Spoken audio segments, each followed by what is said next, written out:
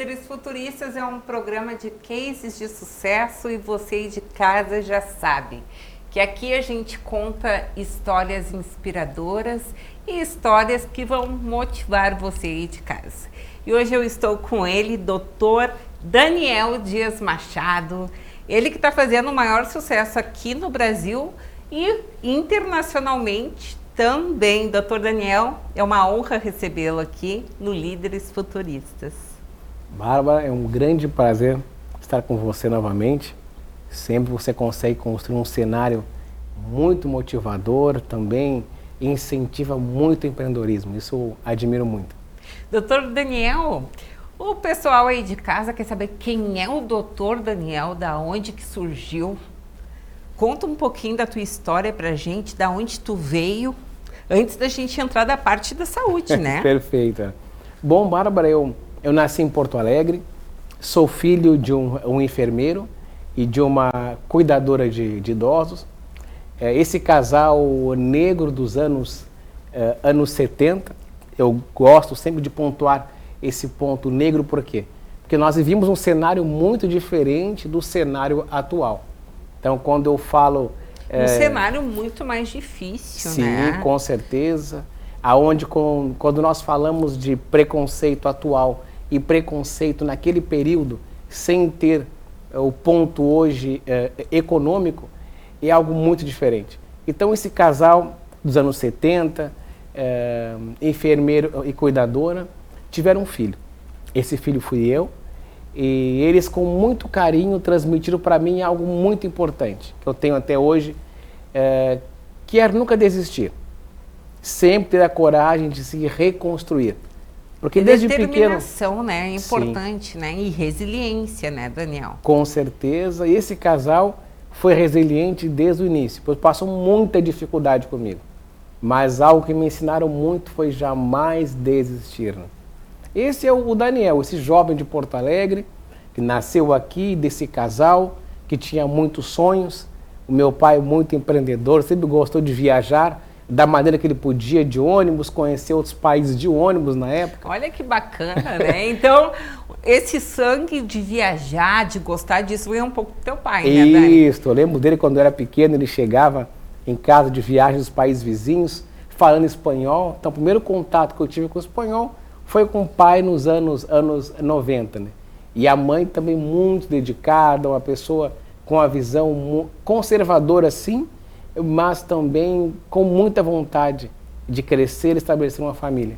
E Daniel, da onde veio essa inspiração, essa vontade, esse amor pela área da saúde, né? De cuidar de pessoas, de realizar o sonho de pessoas, né? A saúde, eu acho que você vai lembrar também, Bárbara, existia um grande comunicador aqui no Sul.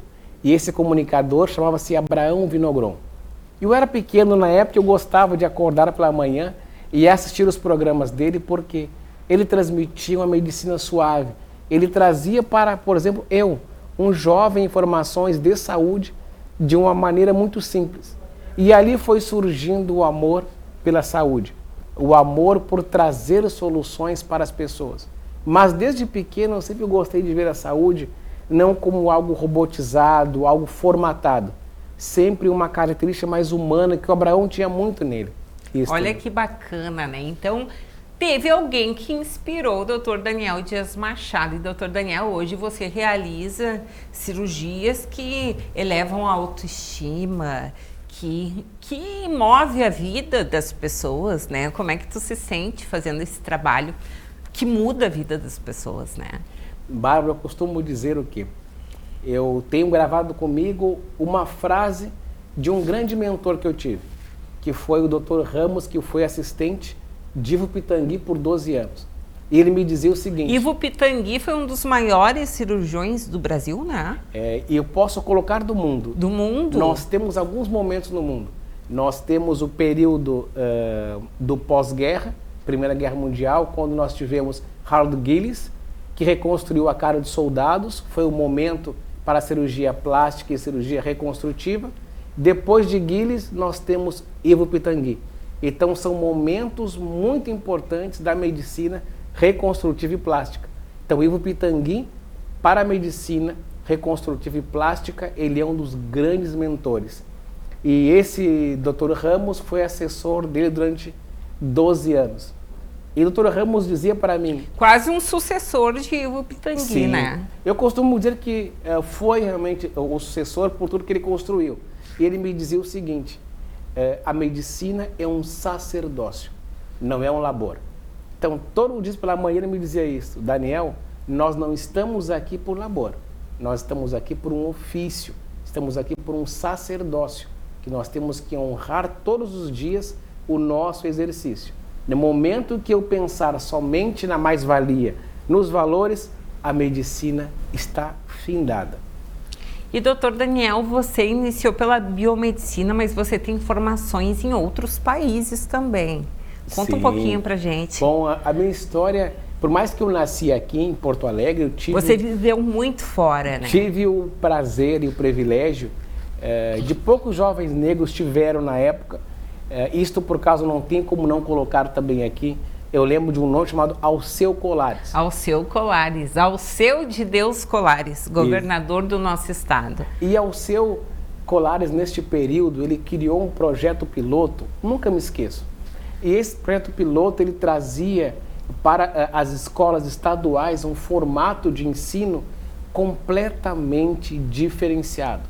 Então eu lembro que eu estava aprendendo a história do jazz, isso nós falamos em meados dos anos 90, eu aprendi sobre artes, aprendi sobre música. Nas oficinas do Alceu Colares. Lembro que eu estava aprendendo sobre Blue Notes, que é as notas musicais, ao contrário, que se usa muito no jazz, isto nos anos 90, por causa de Alceu Colares. Sabe que esses projetos sociais, gente, move muito a vida das pessoas, tanto Alceu Colares sofreu muito preconceito, mas venceu, foi o nosso governador, né, aqui do nosso estado e deputado representando o Rio Grande do Sul. E o doutor Daniel deve ter passado pelas mesmas dificuldades que ele, porque já não pega a mesma geração, mas pega uma continuação, assim como o nosso amigo Tinga, ex-jogador do Internacional, também sofreu muito e venceu. Então, são três figuras que venceram o preconceito. O João Colares, ex-prefeito de Guaíba, sobrinho do Alceu Colares, na época da faculdade de medicina, ele chegava nas festas no Guaíba Country Club para entrar nas festas. Não, tu não pode entrar. Não, mas eu sou médico, eu fui convidado para essa festa. Não, mas o senhor não pode entrar. Então tinha que vir um branco receber ele na portaria para ele poder entrar na festa que ele tinha sido convidado. Então são barreiras que as pessoas conseguem vencer, e tu é um vencedor, né? Porque veio daqui, veio de uma família mais simples, não tem um pai médico, uma família que tenha dinheiro para bancar os estudos fora do país e fez formação fora do país também. Então conta pra gente que isso sim é uma história inspiradora. Eu tive um privilégio, Bárbara, de conhecer pessoas muito importantes em minha vida. Alceu Colares foi uma que me auxiliou a dar esse primeiro passo. O pontapé inicial, exatamente, né? Que foi muito importante, pois eu sempre uni muito conhecimento com a parte filosófica. Eu sempre gostei muito disso. E fora do Brasil, eu tive duas escolas muito importantes na minha vida. Uma escola estadunidense, que ela traz abordagem médica de uma forma muito distinta. Então, uma abordagem muito científica, uma abordagem muito racional, mas que é importante para a medicina. Mas também tive a oportunidade de ter acesso à Escola de Milão, por exemplo, que é uma escola que é voltada totalmente medicina, arte e essa parte mais individualizada do ser. Então, quando nós falamos de medicina integrativa, nós falamos de um processo de compreender o ser humano como um todo. Não somente buscar o ser humano por causa de diagnóstico, mas compreender que o ser humano é um ser complexo, conjunto, né? E eu tenho que entender, não focar no diagnóstico, mas o porquê que ele está nessa situação. Um grande exemplo, muitas pessoas podem ter aquelas dores terríveis, orofaciais, aquela dorzinha nessa região. E algo muito normal é tomar o quê? Analgésico ou buscar algum profissional da saúde. Automaticamente ele vai prescrever para você.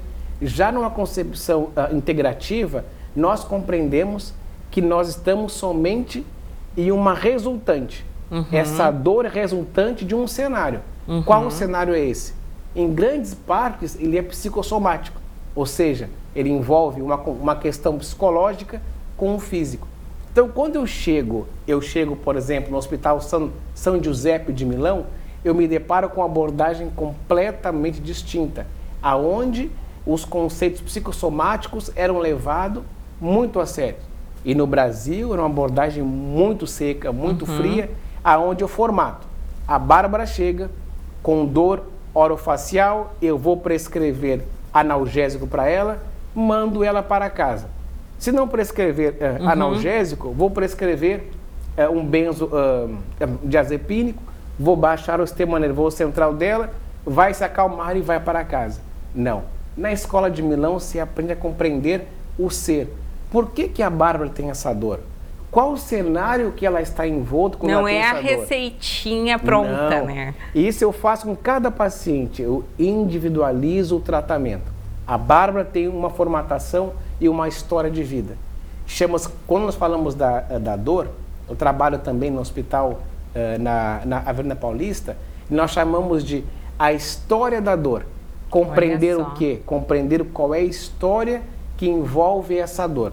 Pode ser um relacionamento, pode ser porque ela perdeu um familiar, pode ser uma dor muscular, por exemplo. Então, tem que compreender todas essas variáveis para depois pensar em construir um diagnóstico. Então, isto é uma leitura que eu trago da Escola de Milão.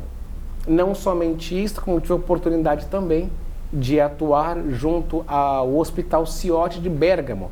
Para quem não recorda de Bérgamo, olha só. Bérgamo foi aonde teve o estopim do Covid. Teve um jogo muito famoso em Bérgamo e não fecharam essa cidade. E desse jogo, o Covid-19 se espalhou na Itália. E da Itália por quase o resto do mundo. Então, Bérgamo foi referência, primeiramente, num caso crítico sanitário, e Bérgamo hoje está completamente reestruturado. Então, da pior cidade da crise sanitária para uma cidade de referência. E eu estive atuando junto ao Hospital Ciotti, sob a coordenação do Dr. Mariano. Olha só que bacana. Incrível médico. Então, apenas algumas das experiências, como também tive a oportunidade de participar 2 vezes de internatos em Dubai, foi uma experiência muito interessante no Dubai. E essas experiências fora do país, no mundo, né, nos tornam ricos em conhecimento e novas formas, como a medicina interativa. Esses dias, esses tempos, né, eu entrevistei uma nutricionista comportamental. Ela não estuda o caso da pessoa, que a pessoa quer emagrecer. Ela estuda o comportamento da pessoa, as dores da pessoa, sim, como você citaste agora. E, doutor Daniel, com toda essa tua experiência no mundo de cirurgias orofaciais e biomedicina e todas as especialidades que o senhor tem, qual é a cirurgia hoje em dia mais procurada? Tá. Hoje nós vamos pensar no ser humano por quadrantes, tá? Tá. Se nós pensarmos em quadrantes, aonde as pessoas buscam mais soluções é na região cervical, então as tão conhecidas liposcervicais, retirar a gordura da região cervical. É uma das regiões que as pessoas mais procuram. E o segundo é a região periorbitária, que é a região ao redor dos olhos. Porque com o passar dos anos, a gente vai tendo o quê? Pitose, que é aquela queda nas pálpebras. E na região também cervical. Muitas pessoas não sabem, mas acumular gordura nessa região não somente cria um dano estético, mas também funcional, pois pode afetar a sua fala e mastigação. Olha só. Então não é somente estético, mas também é funcional.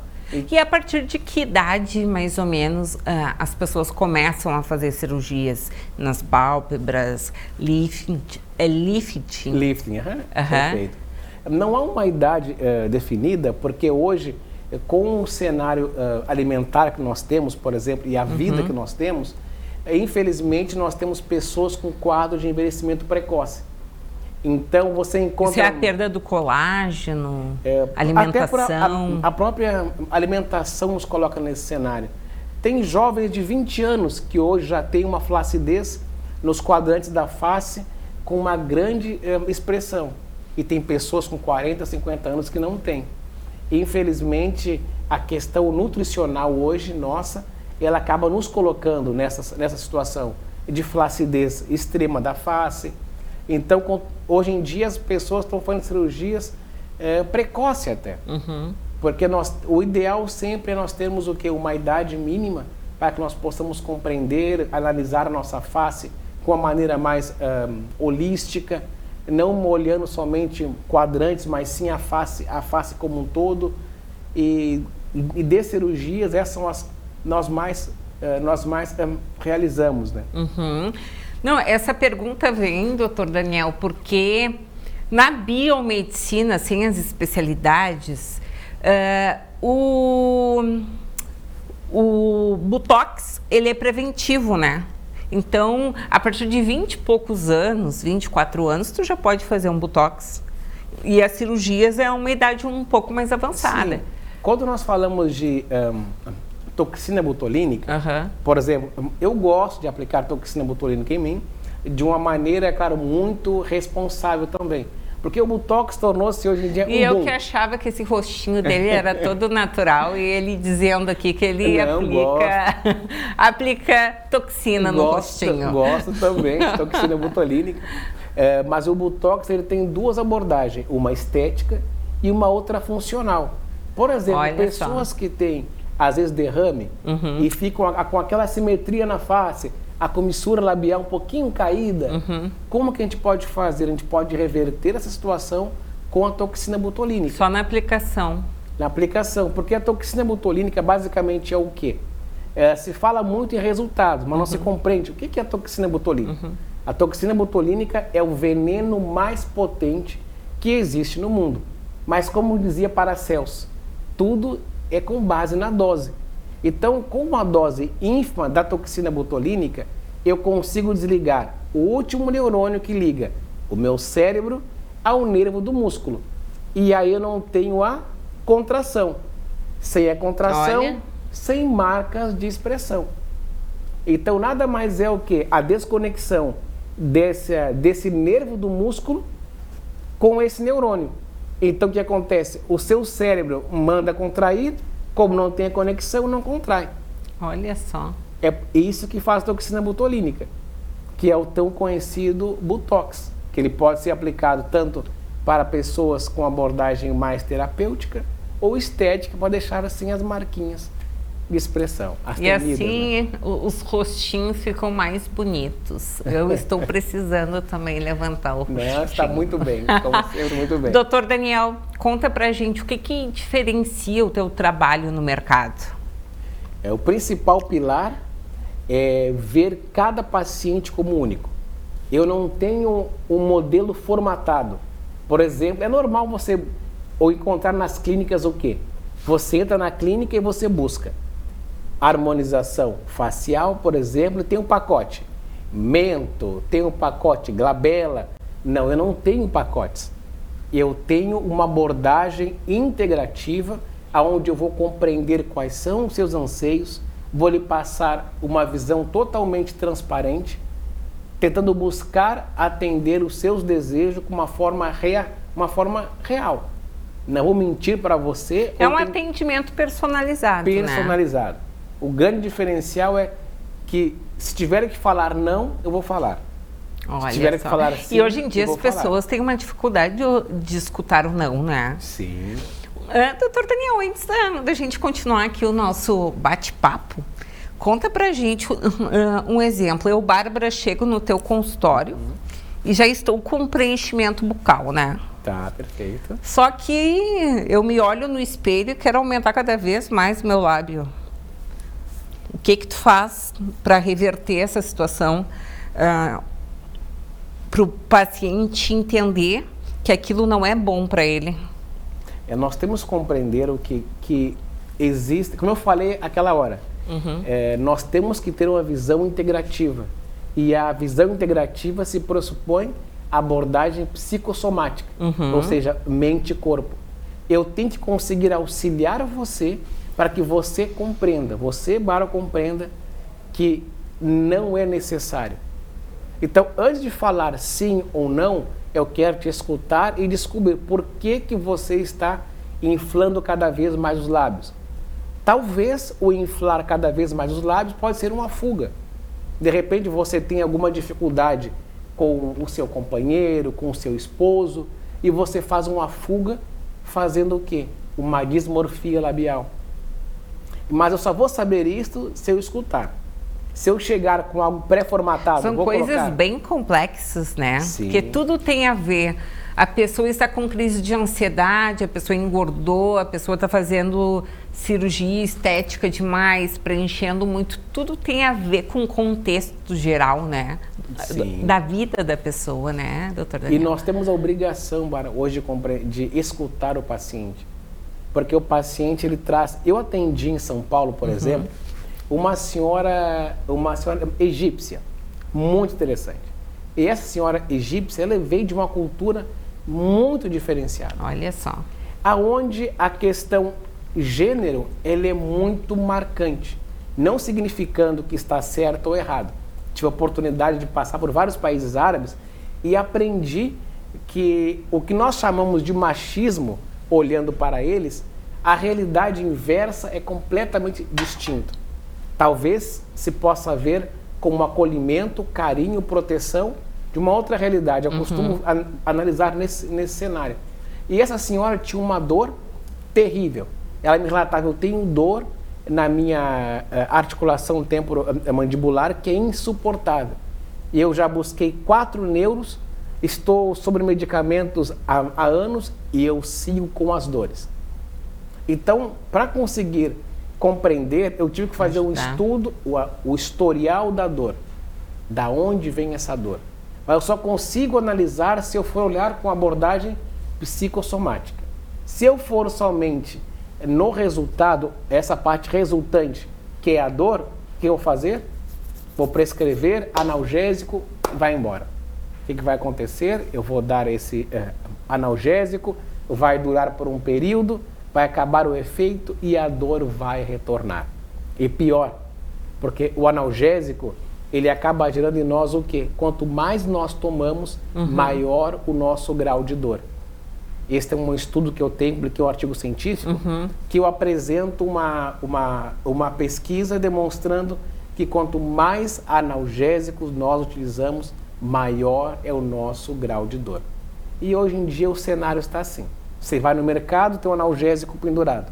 Vai na farmácia, tem um analgésico pendurado. Eu ia entrar nessa questão agora de como que tu enxerga esse cenário da área da saúde, né, hoje em dia no Brasil, e na área da biomedicina, estética, porque, primeiro, hoje em dia o ramo farmacêutico, ele é muito forte, né, doutor Daniel? E é um ramo... Eu não sou adepta a medicamentos. Eu tô com dor de cabeça, eu demoro muito para querer tomar um remédio, porque eu sei que aquilo vicia. E o ramo farmacêutico, ele vicia mesmo, e o sistema ensina isso, né? Sim. Então, como que tu vê, assim, numa visão global de mundo, tu que já percorreu vários países, como que tu enxerga, numa visão global, essa área da saúde hoje em dia? Eu vou fazer uma pequena analogia para responder isso. Existiu uma escola no passado chamada Escola de Platão, onde Platão reunia sábios e ele compartia conhecimentos.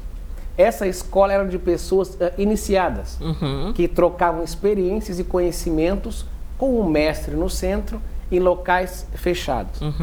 Hoje ainda existem escolas que ensinam muito e que colocam à frente a ciência à frente da sociedade teatral que nós temos hoje. Hoje eu pontuo o quê? Os avatares que nós encontramos hoje nas mídias sociais estão à frente da ciência. Então eu dou referência e autoridade para uma pessoa que está dançando no TikTok, para uma pessoa que está brincando no Instagram, mas pouco ou nenhuma relevância para o conhecimento científico. Nós vivemos, eu gosto muito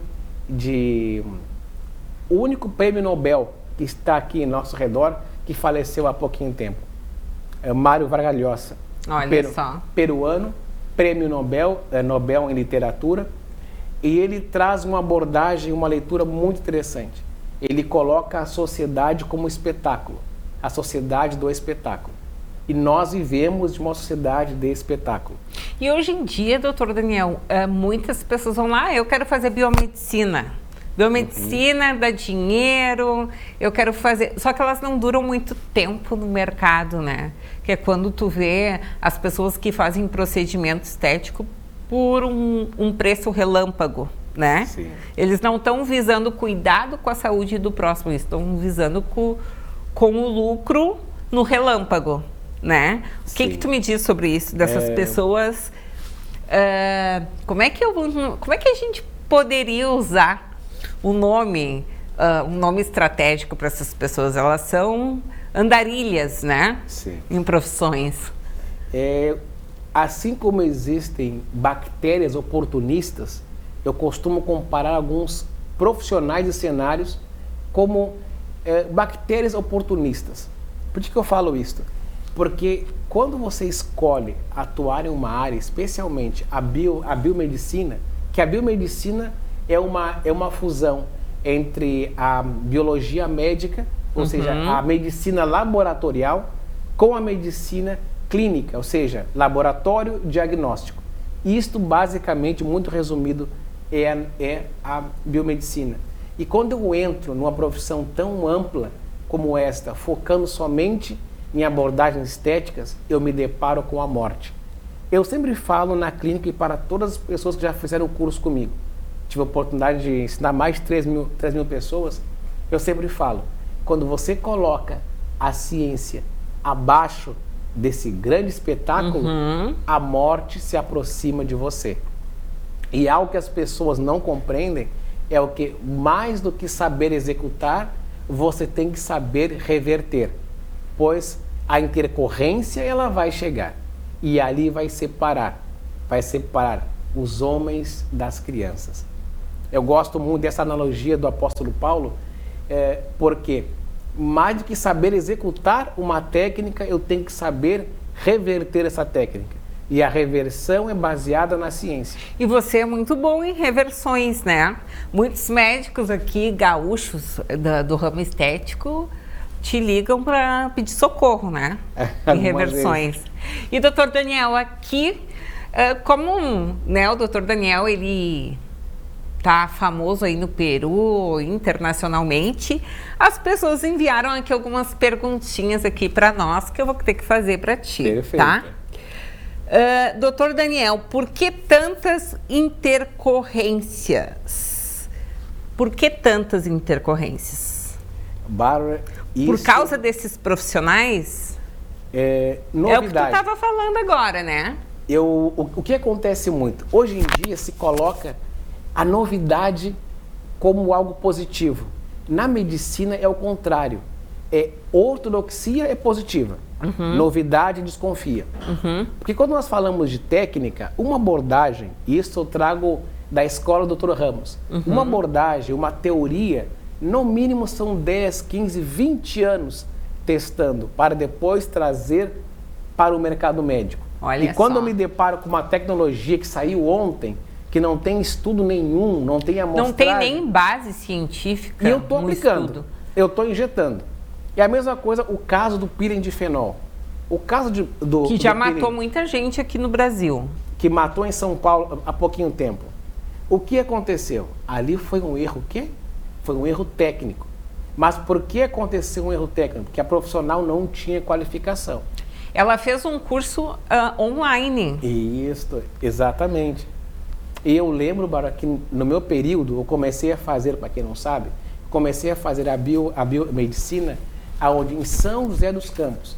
Para quem não conhece, São José dos Campos é uma cidade referência mundial, porque lá está a Embraer, que é a maior empresa de aviação do mundo. Então é um polo tecnológico. Depois de lá tive o prazer de ser transferido para o Centro Universitário UniBTA, que está no coração da Avenida Paulista. A Avenida Paulista é o maior centro de pesquisas médicas da América Latina. Nós temos o Hospital Oswaldo Cruz, entre outros grandes hospitais. E tenho o prazer de trabalhar também nessa mesma avenida hoje, como biomédico contratado. Mas essa profissional aí, doutor, ela não fez uma faculdade, uma especialização, ela fez um curso básico na internet, um curso que hoje em dia todo mundo quer ser professor de internet, todo mundo quer dar curso na internet, e ela comprou um cursinho aí de um biomédico, sei lá, não posso dizer porque não tenho essa informação, e fez o procedimento no paciente, era um moço, né, que faleceu horas depois. E doutor Daniel, aqui ó, nós fomos informados aqui que o doutor foi nomeado como perito do tribunal. O que seria isto? Isso, algo muito interessante. Olha, ele não quer ser mais biomédico, cirurgião orofacial, agora até perito ele quer ser, já é. Algo bem interessante, Bárbara, que, por exemplo, quando nós temos uma demanda judicial, por exemplo, o magistrado, o juiz que ele está ali, ele não tem o conhecimento técnico da área médica, por exemplo, tá? Então, o que acontece? Ele precisa eleger um profissional da área.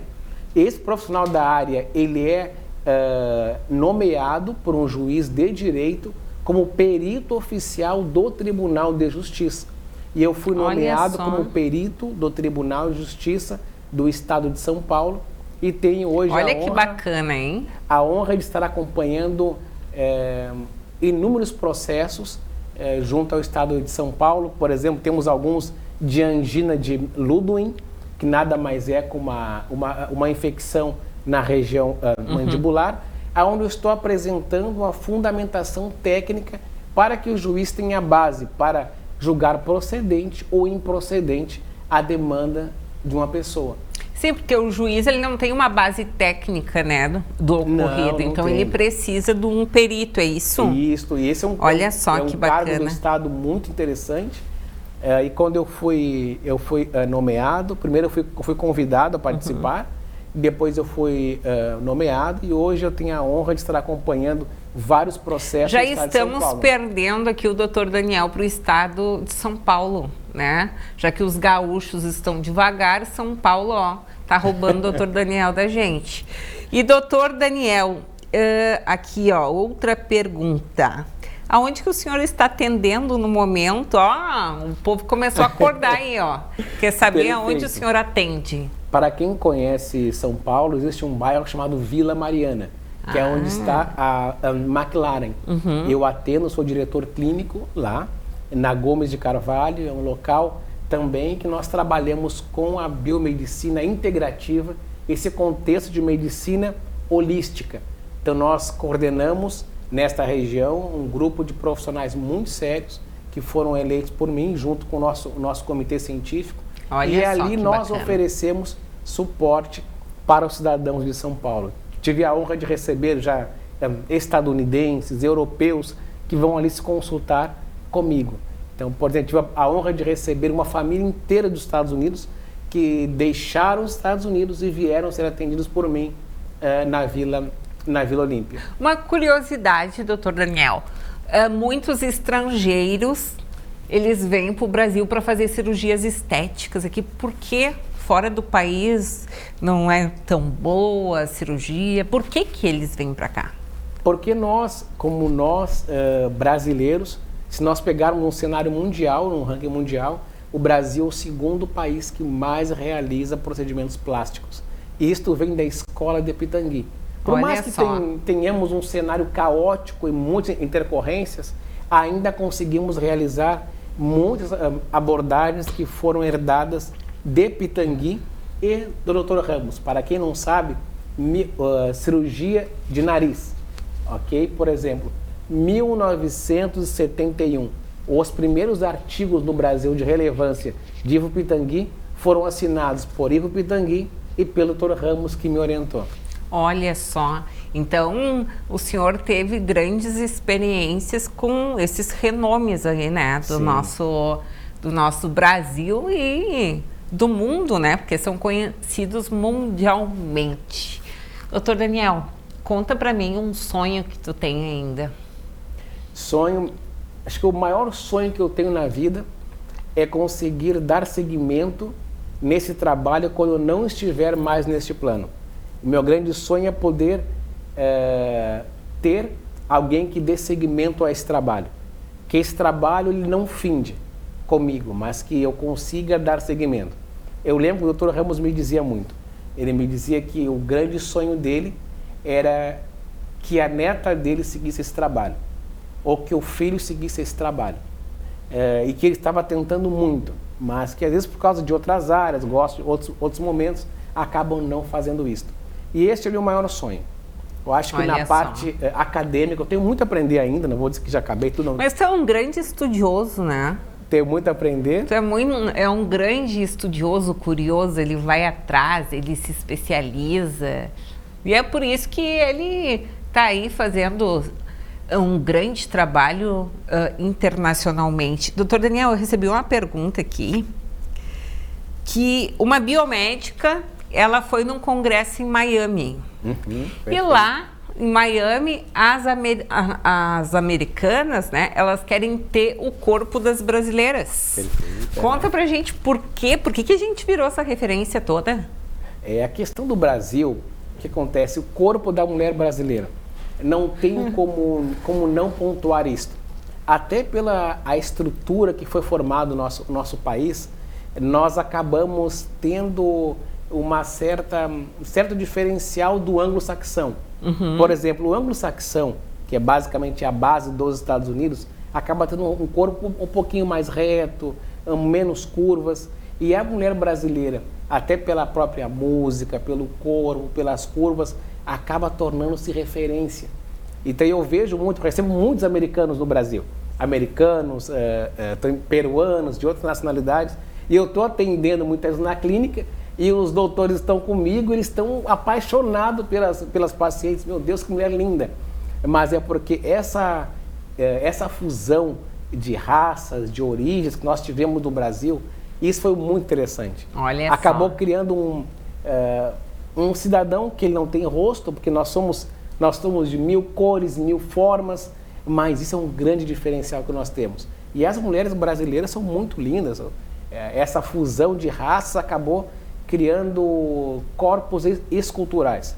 Tanto que agora muitos profissionais da área da cirurgia plástica mesmo estão indo para fora do país dar aula, porque o Brasil é uma referência em cirurgias estéticas, né? Tem até uma técnica que é muito utilizada, quem conhece Hampton Beach, na Califórnia, tive a oportunidade de operar lá também.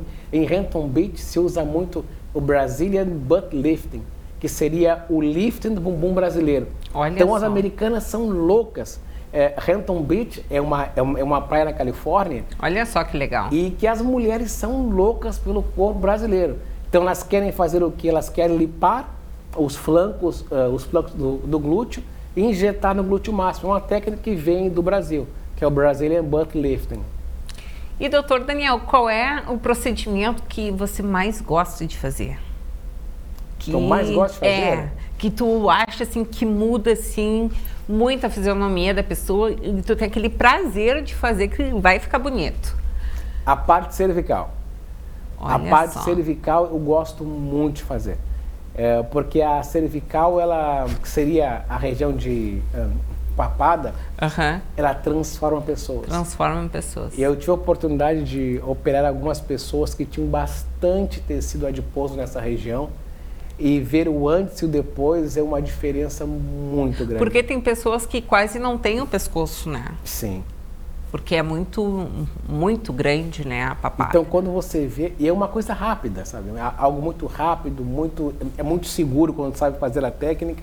E a mudança é imediata. Né? Radicalmente, né? Radical. Sim, com certeza. A mudança. E o que tu espera para o teu futuro? Futuro, Bárbara, eu estou lançando algumas obras, eu já tenho alguns livros publicados e estou publicando mais um livro. Olha só. E esse livro que eu estou publicando é qual? São algumas técnicas que nós falamos sobre intercorrências, né? E eu falo de uma intercorrência, por exemplo, da região periorbitária e de hemorragias. Como trabalhar com hemorragias na região periorbitária. Então é um livro acadêmico, técnico, que está sendo publicado por uma editora muito famosa, que publica os livros de Oxford no Brasil. Então está saindo essa obra e vai ter uma sequência de obras. Olha só que bacana. Então serão várias publicações somente sobre erros médicos. Esse é um projeto futuro. Isso, vai sair o primeiro agora. E agora, puxando o presente, quais são os projetos que estão acontecendo aí na sua carreira, na tua vida? Nós temos hoje, Bárbara, o grande prazer de comunicar o quê?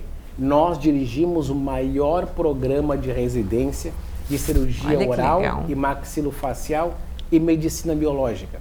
Nós temos convênio com o Estado peruano e recebemos a cada 3 meses o maior grupo de cirurgiões orais e maxilofaciais e médicos também do Peru que vem ao Brasil para se especializar.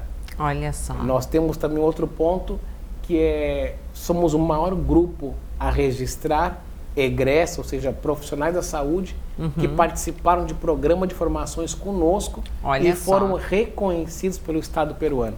Então esse programa, mais que resultado financeiro, isto, como eu falei a você, é um sacerdócio, uma responsabilidade ter tantas pessoas abaixo de nós, não numa ideia